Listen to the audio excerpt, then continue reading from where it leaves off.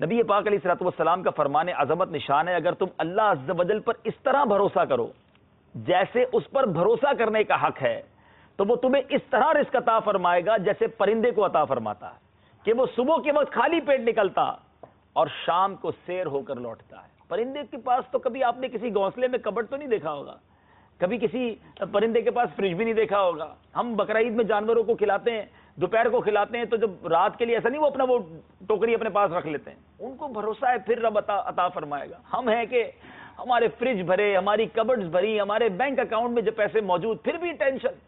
دیکھیں کچھ کام رب کے ہیں، ہمیں ہر بات کی ٹینشن نہیں لینی ہے، اللہ پر کچھ بھروسہ کرنا سیکھو۔